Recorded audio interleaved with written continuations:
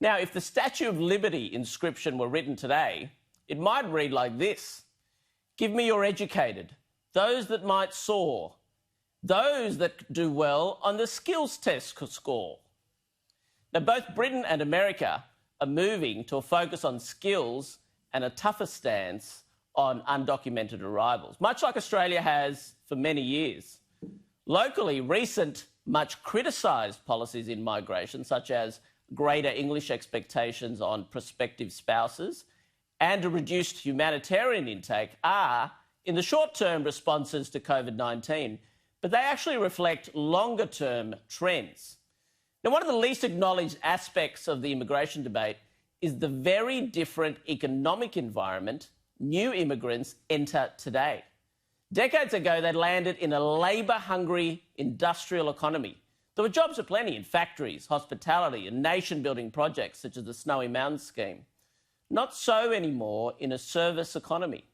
Now, refugees are a good example of how challenging it is to gain an economic foothold if you lack skills and English.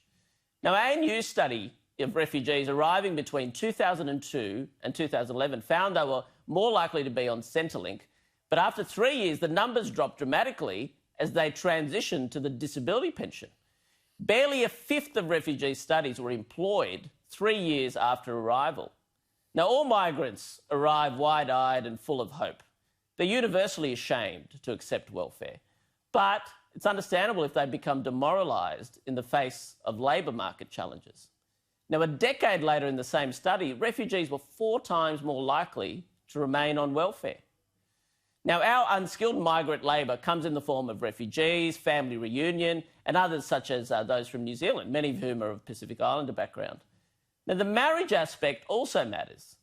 Less skilled migrants are more likely to marry spouses of their own ethnic background, including arranged marriages from their native countries. Now, this registers in our generous family reunion program, about a third of our local intake.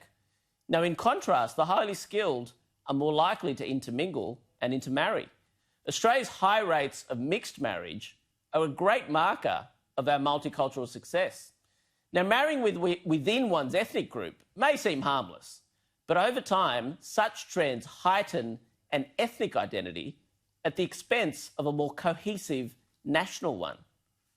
Now, I'm not denying that Australia's future with an ageing workforce depends upon high migration.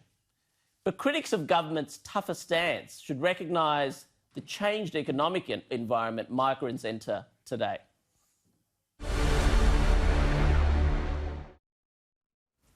Now, Catherine, what's your take on this? Well, look, it's almost an academic question at the moment, Tanveer, isn't it? Because we've got the borders rightly are going to remain closed to any large-scale immigration for some time, for the foreseeable future, and that's just, I think, inevitable going forward.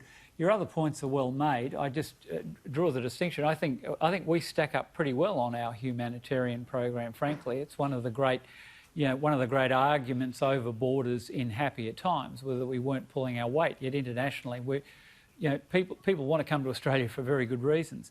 And we're getting a bit tight for time, but I had the great privilege of playing in a Pakistani men's team, and every one of those fellas wanted to become an Australian citizen or had become an Australian citizen. Every one of them was a great young Australian, basically. It was a privilege to know them, and they've enriched our society.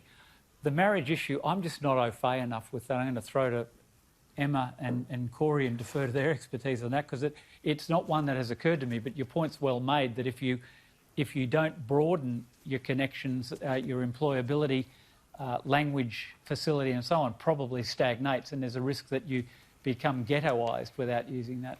Yeah, I think that's sort of a little bit what happened in Britain to some extent, where a lot of, I guess, people, say Pakistan, would go back to their village, essentially keep marrying from there, and they're free to do so, but it did set up almost some silos and ghettos, as you alluded to.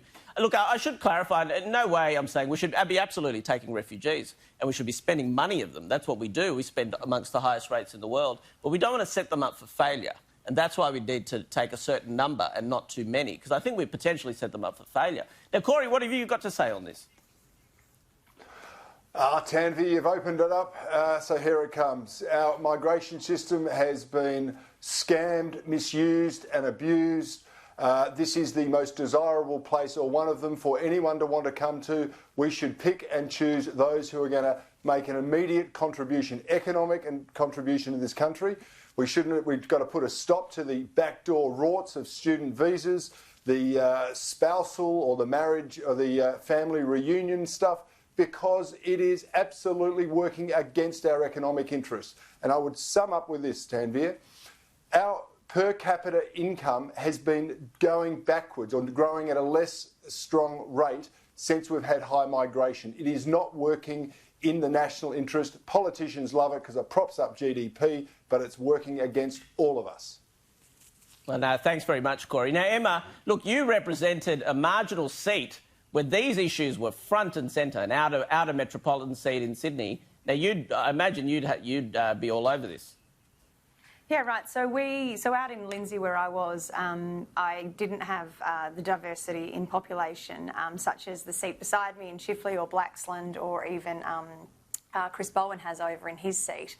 But the two points that I want to make really quickly are that in this budget we've seen the government cut more funding for settlement services. So in my electorate we did have Settlement Services International, which helps new migrants and refugees settle in to our communities. They help with English language transitions, they help the kids going to school, they help the mums who are at home quite often while the dads are out at work, and provide an enormous amount of support. Now, I got to work with them firsthand. They do an amazing job. And to see the funding get cut at a time like this is just an extraordinarily cruel thing to do. It was on the decline when I was in office at the end of last year and the year before.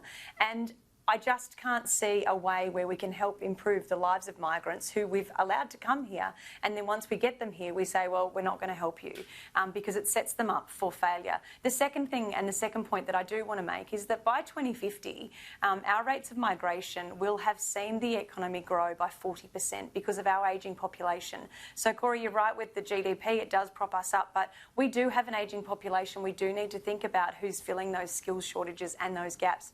Migrants bring amazing diversity to our communities. Skilled people. I think that a lot of, I was quite surprised when the cleaner where I was working, and he turned around and told me he had 2 degrees, but he couldn't get a job in his field because he had a language barrier and because he was a migrant. And so he was left to clean bins and clean offices because he simply couldn't get into the job market that he was qualified to do, which goes back to my first point, which is if we're not helping these people settle in when they arrive, what are we actually doing?